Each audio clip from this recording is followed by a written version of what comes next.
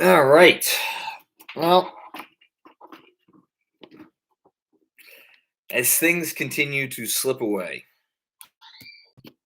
as it were. All right. Knicks lose. Something I feel like we've been saying a lot lately. Um, the final score, not that it matters, 112-97. Um, Knicks are now 12-15, 3 games under 500. This is their yet another 3-game losing streak. They've now lost 6 of their last 7 games. And if you want to really, you know, go a little further, since their 5-1 start, the Knicks are now 7-14, which means since they started off the season hot and had a bunch of people thinking that, hey, maybe this was a team that could do some things this year, they have lost 2 games for every game that they have won. Obviously, part of the story of this game, and despite how they looked for parts of today, and of course, I am indicating that they did not look good for large stretches of today. We should not forget the fact that they were missing 3 key contributors: R.J. Barrett, health and safety protocols; Obi Toppin, health and safety protocols; and starting point guard Alec Burks out for the birth of his child. Shouldn't go understated, considering that their centers have been a weak spot all year, and their centers were, Mitch was fine today, but their centers are certainly not a strength of their team.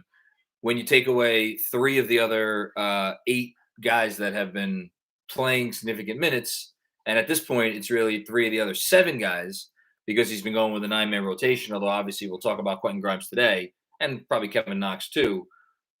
When you take away about half of the other guys, it's going to make a difference. And it did make a difference today. They missed Obi's energy coming off the bench. That was clear.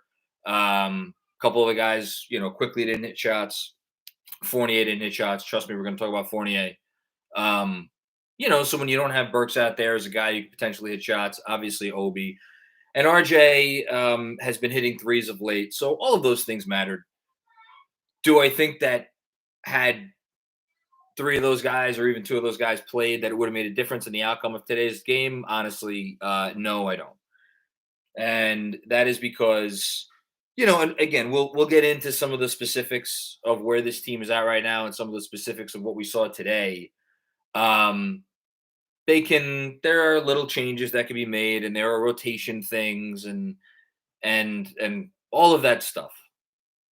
At the end of the day, this is a team that just gave up 112 points at home.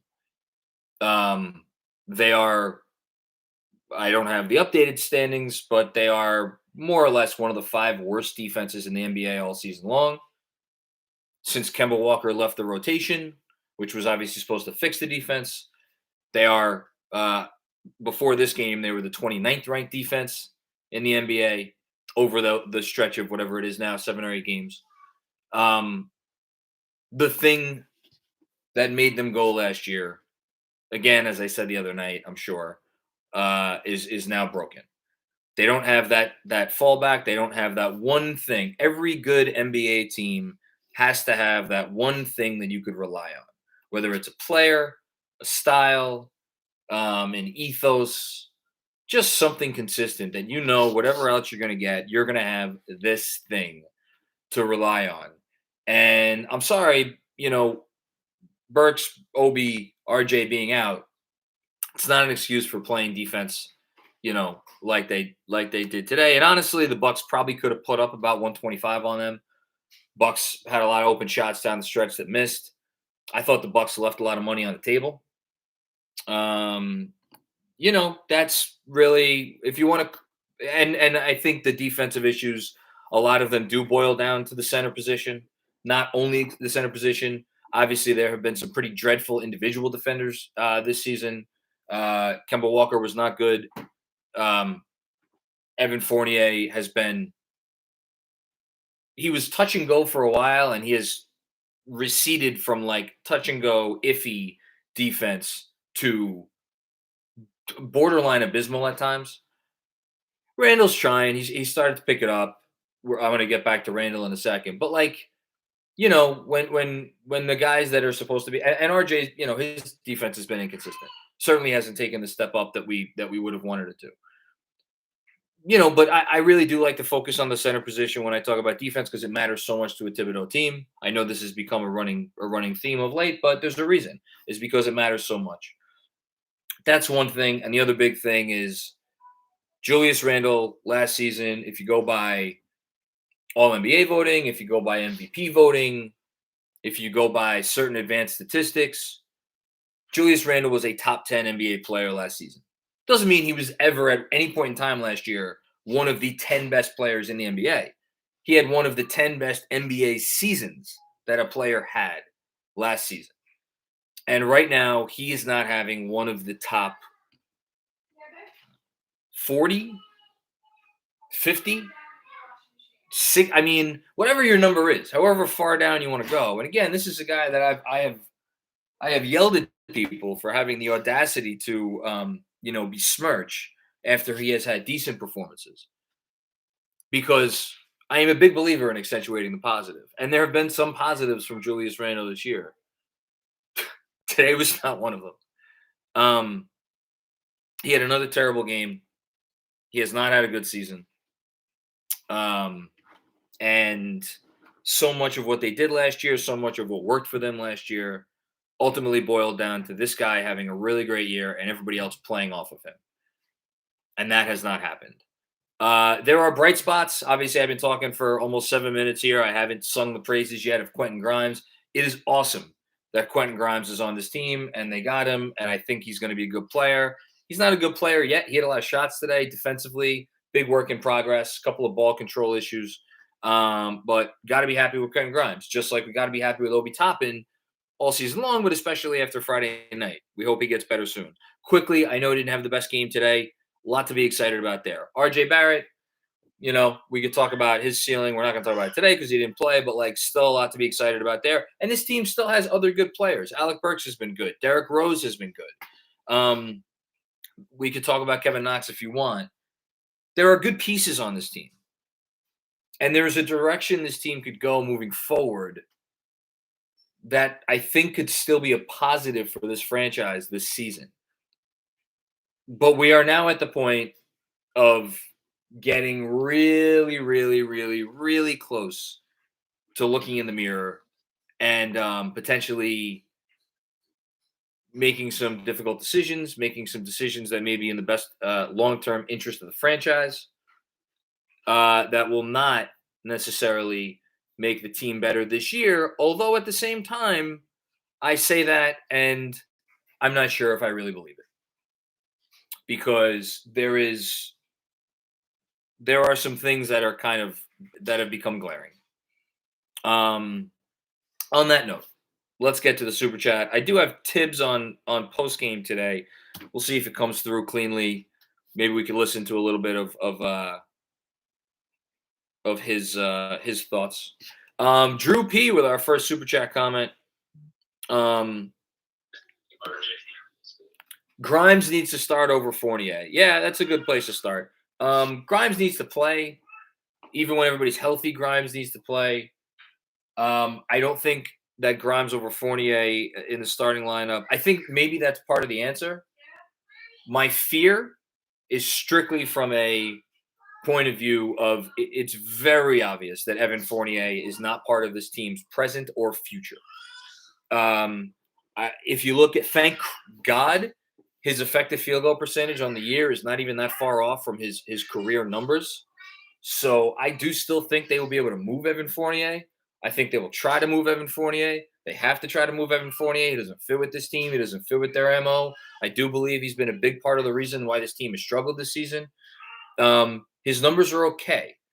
I do think you need to keep him as a movable contract. Can you still do that with him coming off the bench? Sure. Yeah, you can. And part of me would be okay with that. But you do need to think big picture because the one thing you don't want is a version of Evan Fournier stuck on your roster without the inability to put him in a trade as at least half decent money. You want to keep the viewpoint of him as like another team looks at him and be like, all right, We don't love it. We'll take it on. He could shoot. He's not that bad. And honestly, even if they do kind of put him on the bench and he plays less than 20 minutes a game, probably still be okay, but I don't know. Robert Cross, 48 of the bench, start Grimes, Knox back in the rotation, 53 wins. I'm kind of with you on the first one. I could get behind the second one. Kevin Knox, all I hope is that some other team around the NBA, sorry, kids are loud. Day game. The only disagreement I have there is with Knox. I hope teams around the NBA are watching, and I hope somebody out there in the league is like, you know what, that Kevin Knox, there may be some bloom still on the rose there. Let's go after him. Let's get him. Let's give up something to get him. I don't think Kevin Knox is an NBA defender.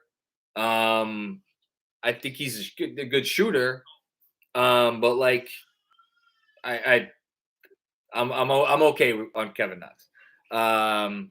Forgotten NYC. Is there anyone off the top of your head that signed a deal with New York that within 20 games was clearly not the right fit, like Fournier? Absolutely not.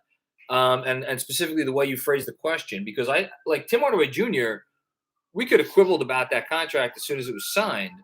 But when you saw him play, like even up until the day he was traded, like Timmy, you got what they were doing, and Timmy kind of fit in here. And because he was here once, and we kind of liked him when he was here the first time.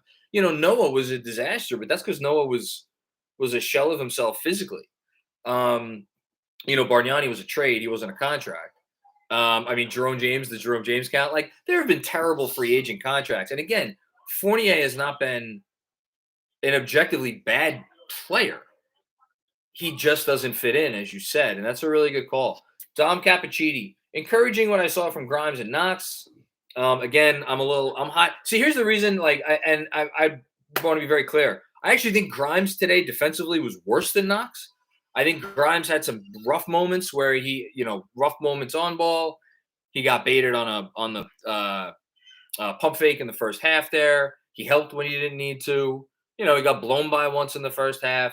He gave, I forget if it was Pat Connaughton or whoever it was, too much space on a three-pointer there in the first half. Like, these are things, they're little things. But the reason why I'm going to be much harder on Knox than Grimes is Quentin Grimes, I know he's an older player, but he's still a rookie. Kevin Knox, a fourth-year player. If there's a question as to whether you can play NBA caliber defense as a fourth-year player, that's an issue for me. I'm going to finish this comment, and then we'll go to Tibbs. I feel like since the Atlanta-Brooklyn games, they have been worse than they were prior to the previous 20 games. I think Chicago game was okay after the first quarter, but no, that's fair. I agree with Wally. The transition defense has been most alarming. Agree. And along with turnovers and inconsistency at center. We'll listen to Tibbs for a couple minutes here. Like they got off to a good start. New starting lineup. We adjusted quickly. And then I thought the fight was better in the second half. We had some good stretches, but if you have 2 or 3 bad minutes against them, they're going to make you pay. I thought our turnovers in the first half really hurt us. We had 20 points off the turnovers in the first half. So, we didn't use our fouls wisely. And you give the team like that, points like that, it's hard to make up. You talked a lot lately about what you've been seeing from Quentin Grimes. Oh, this is a question about Quentin Grimes. Let's see what Tip says about Quentin Grimes. 7, 8, 3, everything else that he added to this game. What can you say about his performance, and does this influence him in the things? Well, it could. I mean, I think that it starts with practicing well, which I see every day, and comes back every night, comes in early every day, works extremely hard, very good in practice. And so we were confident when he got his opportunity, he would play well, and he did. And so there's still, obviously, a long one game doesn't, make a huge difference, but it's a very positive step because of the way he approaches things. And he's a great competitor. It's important to him. He studies, and he's prepared himself extremely well. He assessed with himself. Oh, and here's a question about Kevin Knox from Ian same Baker. thing with Kev. He comes in every day. He's early. He's part of the early group, their job is a lot of those guys aren't in the rotation, but it's to stay ready so when you're called upon that you can perform well. And so we know he's got the skill level to shoot, and it's the other things that we need him to do, his defense and rebounding also. But I was pleased with his readiness and his ability to shoot the ball. Well, that's Tibbs not really beating around the bush there. Again, I wish I could sit here and give Kevin Knox his flowers for like a great game. He had 18 points, I think, on 15 shots, something along those lines. It's good. It's good to see the ball go in the hole. I like that. I'm not ready to anoint. I'm not ready to anoint Kevin Knox as part of like some kind of solution. And quite honestly, if this season did take a turn, moving forward, there are other guys that I would rather see get minutes than Kevin Knox. Robert McGinley. Honest question. What's up with Randall? God, body language is terrible. That's always kind of been an issue with him. Not engaged with his teammates, encountered a dozen times where he stood flat-footed on help defense. Needs to be our leader in effort. Yeah, I mean, I think his defense, again, there are going to be those moments every game. I don't know about a dozen times. To me, nothing about his defense stood out as particularly terrible today. Help defense is one of those things. I am usually, when I'm watching the defense, I'm usually focused in on the fives. And I'm usually focused more on like off-ball actions and what things are going on. And then I'll go back and rewatch Randall's defense, but his defense hasn't been good this year. I mean, obviously that goes without saying. I don't know what's up with him. My theory, and I think a theory that's been posited by a lot of people, is he came into this year with the mentality of like, all right, I got to adjust to fit in, to help these other guys fit in, and I got to adjust my playing style. And once he started to adjust his playing style, it threw everything off kilter. And he's someone that I think everybody acknowledges, and this is getting at the defensive issues that you brought up. His offense influences his defense so much, as much as any player that you could possibly imagine. And that is the thing that if you are taking your cues from that quote unquote leader, you're fucked. You're absolutely fucked. And they get around it because they have guys like Taj and Rose and Burks and like good, now Kemba, like good locker room guys, good leaders that actually play and are important on this team. But Randall's still the guy, and that sucks when your best player lets his offense dictate his defense. Can't happen, which is why there are some difficult questions that this team needs to consider moving forward about where they go and the direction they take this season. Because I think they may have an opportunity here to do something in the betterment of the long-term interest of the franchise. Chad Cohen, is it getting to that time to flex from the original plan?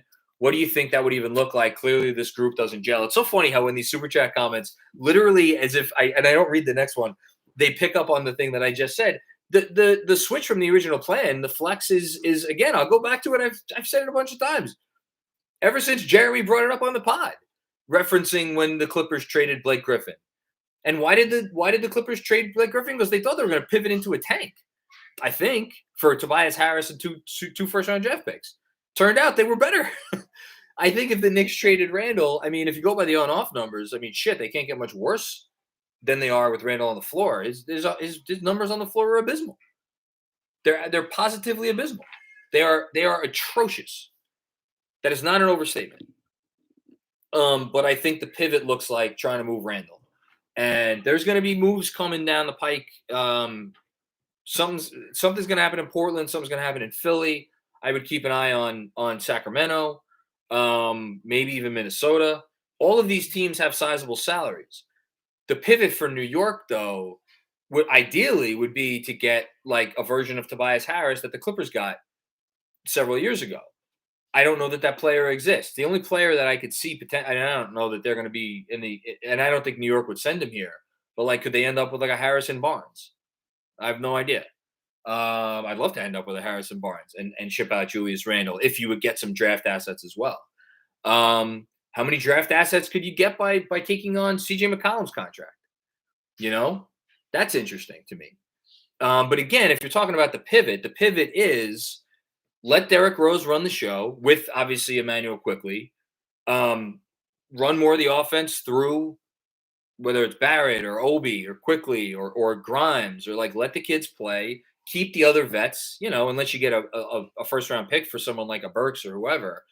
And just do more of, get someone who does the offense doesn't run through that player instead of Randall. And you'll probably lose more games and you'll probably wind up with a top 10 pick. But hey, is that the worst thing for where this franchise is at? What's this franchise doing? What is this team doing this year? What's going to happen? What's going to change for this team for them to become, if they even get in the play-in, which I don't think is any safe bet right now, if they even get in the play-in, what are they doing in the play-in? It's one thing if you were where you were at last year and just getting in the play-in based on the expectations of where they started would have been seen as a nice accomplishment. Now, I guess it depends on how they finish up this season. I wrote, I think, a few days ago that if they stay around 500 for long enough and then they make a run at the end and get in the play-in and maybe win a play-in game or two and then get smoked in the playoffs, like that would be seen from a narrative standpoint, from an MO like that. You could sell that. You could sell that.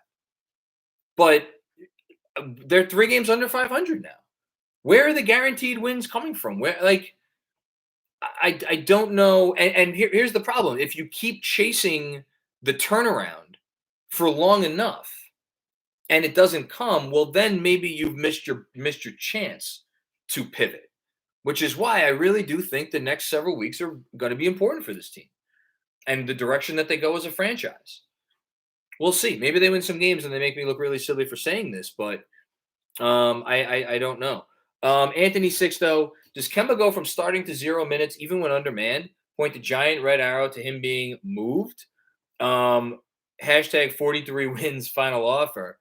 Yeah, I think I think they'd love to move him for something. I think he'd probably like to be moved. And I think if he went to the front office and said, I'd like to be moved to a team where I can play, I think they would try to honor that request. Here's Julius sitting down at the podium. I'm sorry. I don't really care what Julius has to say. I mean, I think if Tibbs thought that Kemba there's a reason to play him, he'd play him. But I think if you're looking for reasons why Kemba didn't play, in addition to them keeping him on ice for a potential trade, it's one, go look at the on-off numbers with him on there. Number two, he's small, and against this team, especially Milwaukee, with their size, if you play him alongside Rose, you play him alongside Quickly, you're screwed. And number three, he shot it like shit after the first 6 games of the season. I'm not sure there was a reason to play him. Quickly, if one of Rose or Quickly were not healthy today, that'd be a different story. But both of those guys were in there. So I was very confused by the pregame chatter of like, oh, well, Kemba definitely has to play now. It would be crazy for Tibbs. I don't agree with that. I don't look at it as like, oh, wow, he's playing Kevin Knox over Kemba Walker. I don't. To me, it's more of a positional thing.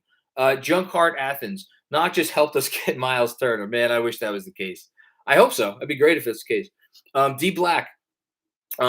Grimes, 3 and D. Knox, 3 and no D. Fournier, no 3 and no D. Today, no 3 and no D. He is shooting still 38% from deep on the year, which, again, thank God for that. Because if he wasn't doing that, then he would not be movable. Pretty clear who needs to play. Au revoir, Evan. Great insights as always, Macri. Loving KFS. Yeah, thank you, guys. And again, I just want to apologize to everybody on here. If anybody is like, because I listen to myself and go round and round in circles trying to figure out this fucking team. And I'm like, I don't even think I'm making much sense sometimes. And that is what this team has left me with, is I can't oftentimes make heads or tails of what's going on. For as much as the issues are obvious, you think about the nitty gritty and like where the changes are at. And you're like, okay, this change makes sense. This change makes sense. This change makes sense. And it's all individual things. And every road you go down, there's like, well, you still have this issue and you still have that issue. And then you have to worry about this contract. And then there's no great answer at this position or that position. It's a team that's what happens when you have a team that's not in a great place right now, which is why I think we are finally at the point of considering a pivot. Dom Cappuccini, back for more. What's going on, Dom? If all 3 problems aren't cleared up soon, I just don't see a play-in appearance. I'm sorry. I just don't. And I think the turnover regression is just as alarming as the defense. At least we got our youth. What's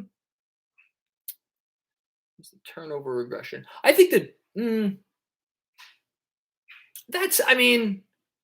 I don't think they're being sloppy with the ball as a team. I think Julius's uncertainty with the ball has certainly led to a lot of the turnovers. Fournier's lack of care with the ball is very frustrating. And like, look, you also got young players here and handling the ball more. Like, that's what happens when you give more responsibility to a Quickly and Obi. Today, Grimes had 5 turnovers. That wasn't great. You know, obviously turnovers. You look at Randall today; it was terrible. But Grimes had 5 too. Again, a young player getting his first start, trying to make stuff happen. I don't mind that at all. Those are 5 good turnovers as far as I'm concerned. Well, not good, but you get my point. It's fruitful. They're in the furtherance of something good.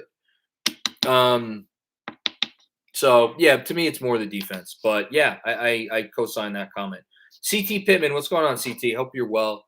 The eye test says these kids are more exciting than the vets, and it's more than exciting. You could be exciting than bad, you could be exciting and bad. These kids are exciting and good. Obi is exciting and good.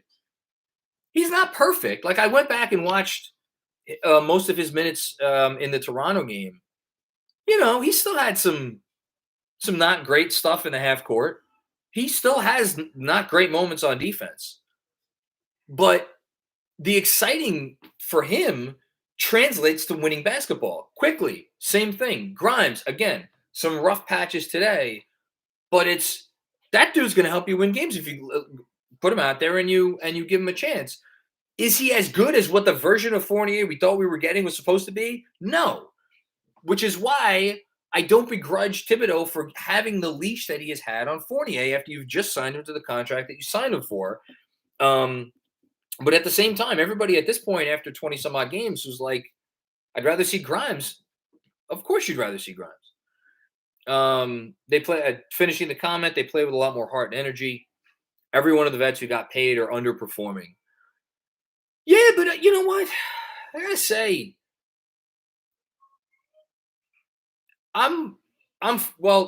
Rose I'm fine with. I love what we've seen from Rose this year, and I love what we've seen from Burks this year. They got paid. They're fine. Noel, I don't know if it's health or whatever. He's been bad. To me, this is Julius and Fournier.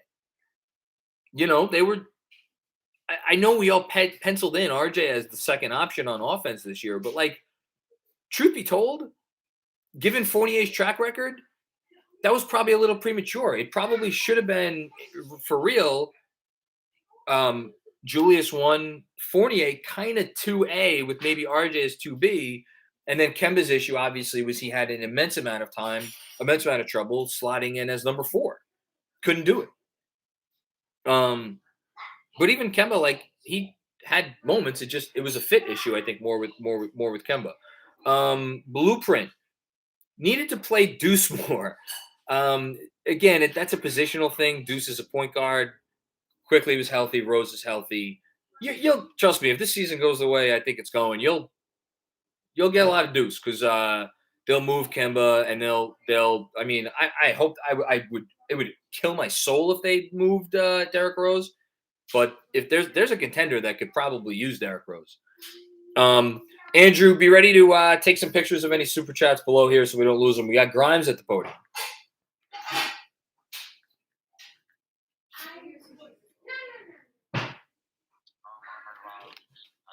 About like 9 minutes before the game started, we was trying to let RJ wasn't going to be able to play. That was going to start. Now we're just trying to just get my mind right, just do whatever how I was doing in college. I was preparing myself for a moment like this. It was definitely a surreal moment. I was trying to soak it all in. Got a smile on his face. Just kind of walk me through some of the things that were going through your mind. Like, where did you feel the most ready? Where did you feel yourself like pushing it all out there on the floor? Kind of just walk us through the flow for you today. Yeah, I think just like it's different when you start the game because you kind of get into a flow a little bit. So I feel like once I was out there, kind of got up and down a little bit. Once I kind of let my first shot go, I got comfortable. Touching the ball, just coming off pick and rolls. I feel like I was real comfortable because the Tibbs, he always preaches, stay ready, stay ready. He always did a great job pre-game, every game of getting us ready. So I really felt comfortable out there. It's credit to him, really.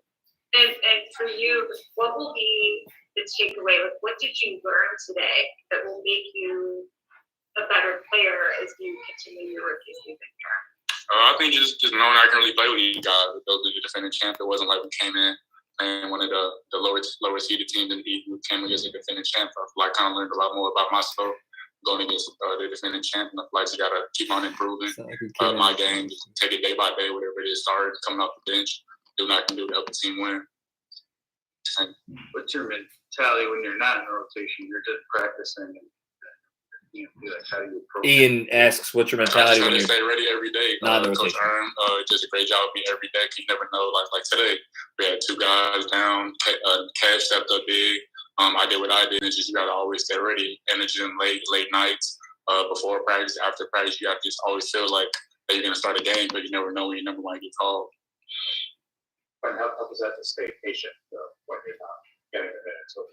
Yeah, it is. I'm not gonna lie, it is. So just not, you want to be out there playing because you always play, you can help the team, but like you always got to just do what it is. This coach is gonna do the best for the team, and I just got to be ready. Like I might get called for the first, like you said, last two minutes of the first half just to play defense, and I got to come up with that mentality, just go out there and do what I can to help the team win. If you're looking for a real silver lining and something to actually put a smile on your face today, big picture wise, I don't think this front office for a second expected last season to go the way they did. I think once the season went the way it did, obviously they had to attempt to make some win now moves this summer. And obviously the finger of blame has to go on them for Fournier because it hasn't worked out. I thought it would work out. A lot of smart people, I don't consider myself a smart person, but people who are smarter than me thought it would work out. Maybe he wasn't worth the money, but they thought it would look good. Same thing with Kemba. Hasn't worked out. They have to own that. But if you look at this front office's drafting record over the last 2 years, Obi, Quickly, Grimes, we'll see what happens with Deuce. They bring in workers. They bring in good kids. They bring in talented kids. I like Jericho Sims. Even you want to throw him in there. I like that. If you're and I wonder, it's going to be interesting if the push and pull between the front office potentially and the coaching staff, because I'm sure Tibbs has no interest in tanking away the season or just playing the kids or whatever. Interesting. Luke Shamoon. Do you think Kevin not playing today has to do with December 15th being this week and there's a deal in place? I personally don't buy it, but would love to hear what you think. Yeah, I kind of addressed this before. I think it's a little bit of column A and a little bit of column B.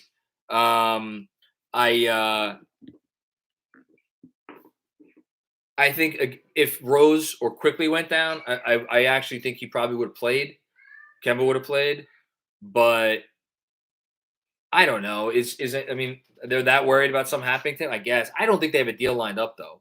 Maybe they do. You know what? Who the hell knows? Maybe they do. I don't know.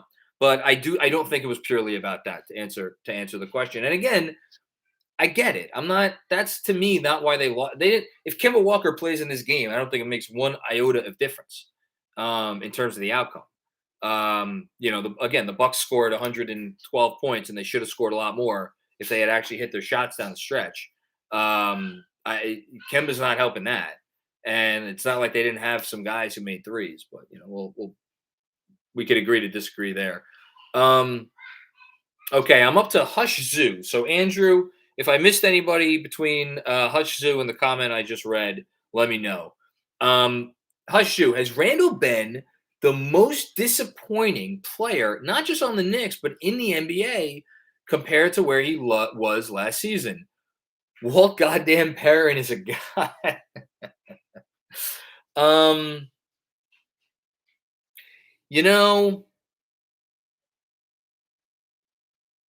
man.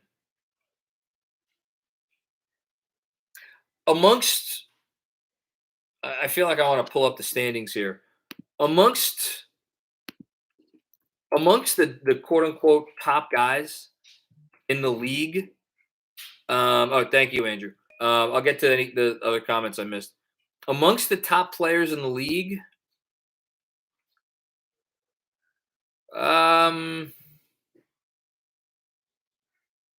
Bradley Beal's been pretty bad, but they're winning. And I'm sure he's trying hard. And like, I don't think they'd be able to be winning games if he wasn't at least doing the other things well. I just know he hasn't shot it well at all.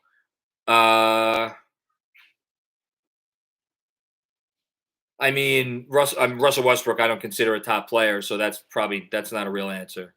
Dame has not been good, but again, he was starting to put it together, but Dame's been pretty bad. And De'Aaron Fox hasn't been very good either. Do we count Zion? I don't know. I don't know. Okay. Adam is I think the comment I missed. Randall in a package for Ben Simmons. Oh, that's a little bit too much meat on the bone for a live stream. I'll say this. Check out the newsletter in the next week or so. I have a feeling I may want to write something about that. It's not nuts. It's not nuts. I also, if you're giving me the choice of, well, you know what? I'd really have to sit and think about that. It ultimately comes down to what you think of Ben Simmons. There are people watching this right now who would rather cut off their left arm than trade for Ben Simmons. And I honestly, those people have a point. There's a lot of reasons not to want to trade for Ben Simmons. By the same token, Ben Simmons has had moments over the last 2-3 years where he's looked like one of the 10 or 15 best players in the NBA. Specifically when he has not been next to Joel Embiid. I mean, if Philly was willing to do that and you didn't have to give up a whole lot else, I don't know, but there's a part of me that feels like where this team is at, swapping out Randall for Ben Simmons is not. But then again, there's always another move that comes down the pike, and I don't know. That's a good question, though. Thank you, Andrew. Ben Simmons is unvaccinated. Didn't realize that. So perhaps that would not be the best trade. So maybe that'll make the decision easy. Robert Cross. Green called it on Randall offensively before the game.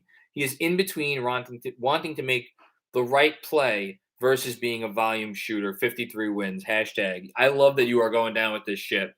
You are Robert Cross. You are the violinist. Is that one of the people that was in the band on the Titanic? You are the violinist on the Titanic. I love you. Keep hashtagging 53 wins until it becomes physically impossible. I'll keep reading it. I said it at the top. That's the issue with Randall. He doesn't know who he is right now. The question is, can he figure it out? And here's the even better question. If he figures it out, and if he starts to look better, do you still look to deal him? Do you look to deal him when his value is high? Interesting question. And the other issue, I think I said it before, but in case sometimes I think I say things and I don't actually say things. They are not going to send Randall just anywhere. They would work with Julius and they would not trade him unless it was a place that he was okay with going. I feel pretty confident saying that. So the question of do we trade Randall? Do we not trade Randall? I don't think it's quite that simple. I just wanted to throw that out there. U2B. Randall is a big problem, but Tibbs is the real issue. Yeah, I mean, I'm not going to look. Thibodeau has coached a team that, as Breen said on the broadcast, has gone down by 20 in 5 of their last 6 games. I can't very well sit here and say that Kid Tibbs has been a great coach. I don't put the blame for this season on Tibbs one iota. If you want to put the blame on Tibbs, the blame, I guess, would go schematically, defensively, with what they're asking guys to do. But this is the same scheme that they ran last season that was the 4th-ranked defense in the NBA. Guys are not executing the scheme as well. So if you want to say then the problem is Tibbs' scheme on offense and maybe hasn't utilized the new parts as well. All right. I mean, I don't know how much of that's Tibbs and how much of Randall insisting to run things the way he wants to run things. And if Tibbs can't get through to Randall, well, that is an issue with Tibbs. But in terms of rotations and stuff, I'm obviously always going to be in the minority here. I don't think any rotational or decisions of that nature that Tibbs has made this year. I'll die on the hill of 5 more minutes a game for Obi Toppin, but short of that, I don't this team hasn't been that good. Tibbs isn't the one in uniform. Dan Hidalgo, this is what I'm talking about. Open competition. Yeah, open competition is a good thing. I like it. Andrew just texted me, hashtag 53 wins was referring to the next 2 seasons, not just this one. I'm here for it, Robert. Jub. Randall and Rose should have been arrested today. McBride and Luka Samanek should have gotten their minutes. Worst case scenario, they suck and we still lose. I see. To me, I'm not there yet. Randall, first of all, Randall doesn't need rest. And that's something you do in game, 66 or 76, not game 20. What would we say, 27? So, look, again, the season keeps going this way. Everybody's going to get their wish. CT Pittman, back for more. What's going on, CT? I'm just afraid Dolan gets involved if we keep losing. He's been quiet lately, but if the losses keep piling up, he's going to do something. This is where, when a lot of us praise the Leon Rose hire, not knowing what Leon Rose was going to be as an executive. The thing I pointed to, at least, is he's a guy that's had James Dolan's ear for the better part of like 10, 15 years. Hopefully, that continues.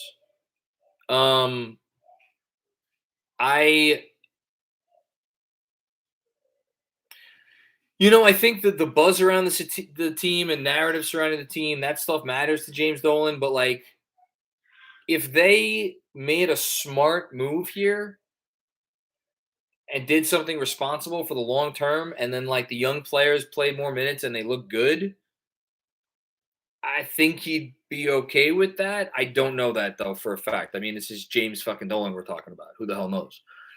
Hold this L. Oh, this might be number one. John Wall for Julius. The front office was stuck, but we all knew Randall was an anomaly. I hope we keep Tibbs long term. He knows how to develop talent. I mean, I'm with you.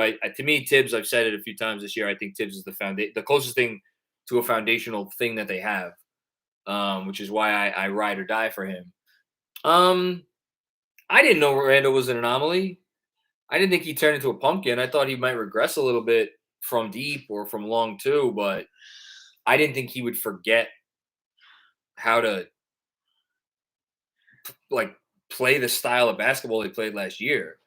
And he hasn't in total. It's just he's been maddeningly inconsistent on offense, and then that times 2 or 3 on defense.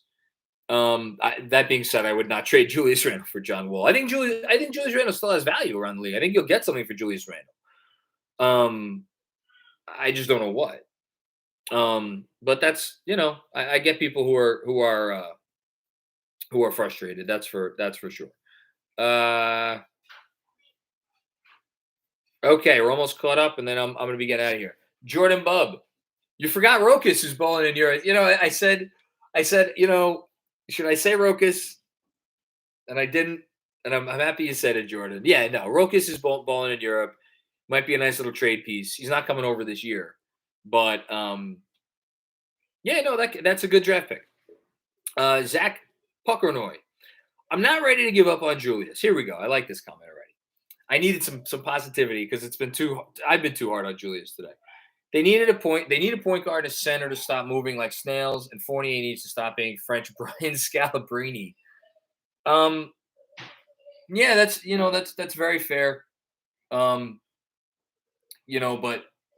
I guess the reason that I'm okay critiquing Randall is because he is the star and he likes the attention and he likes being the star of the New York Knicks, and he welcomed that and he wanted that, and got to take the bad with the good, and he has been bad.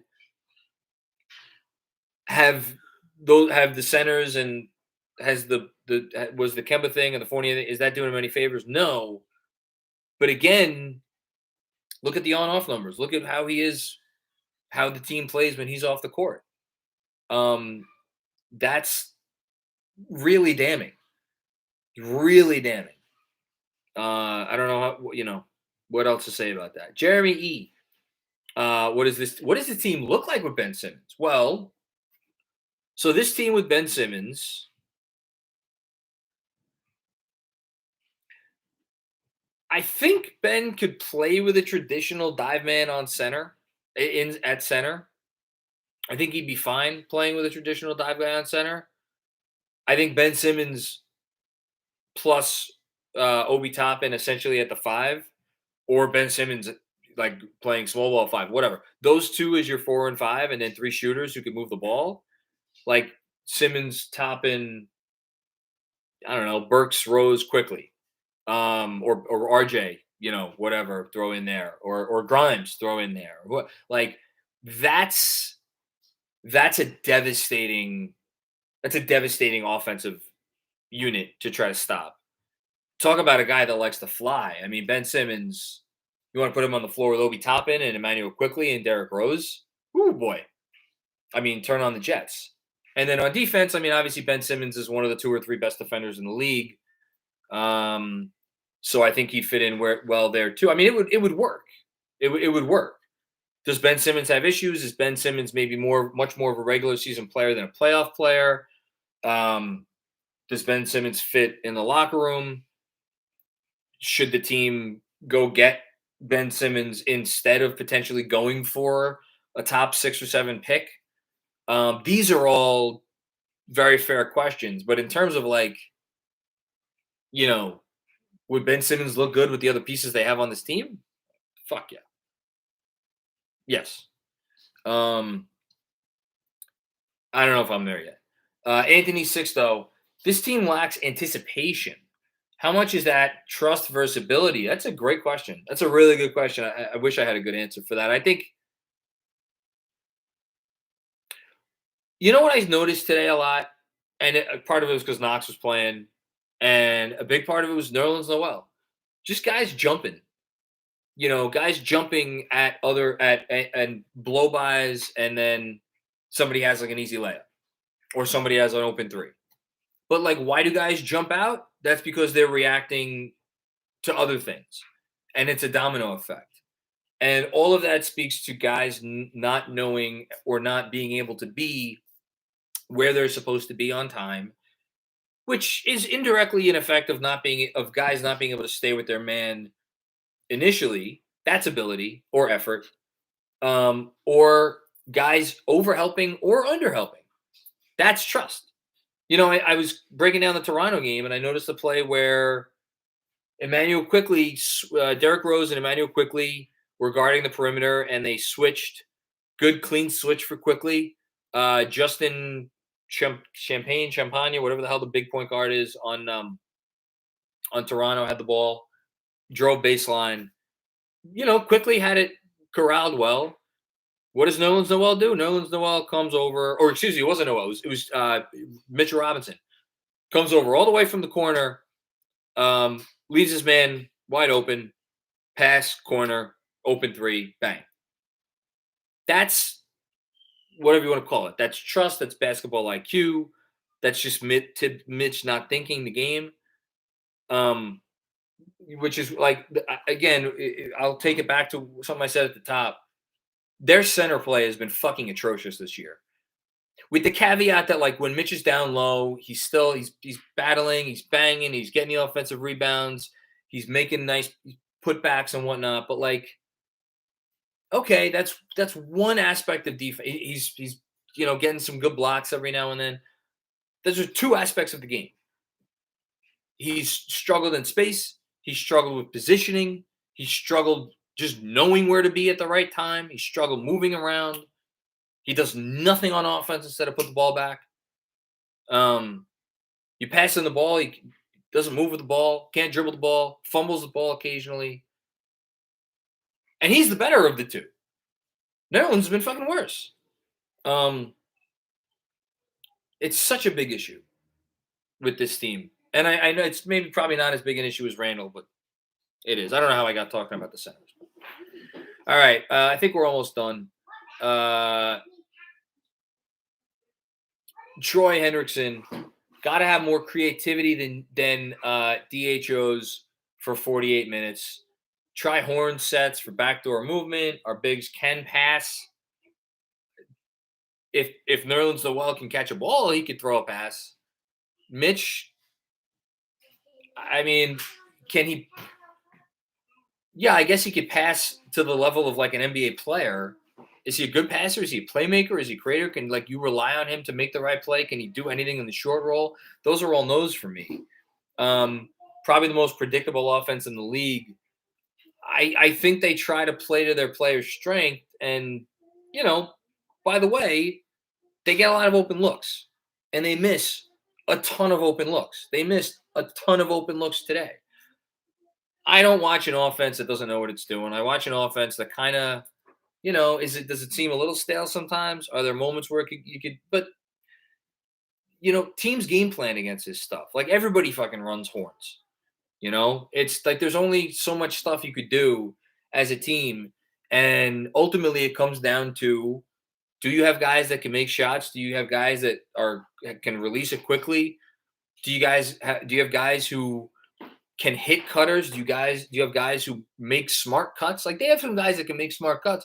How many guys do they have that can hit those smart cutters? This team doesn't have an elite passer. Like Derrick Rose is the best passer on the team. He's a good passer for a point guard. Quickly's learning how to be a good passer for a point guard.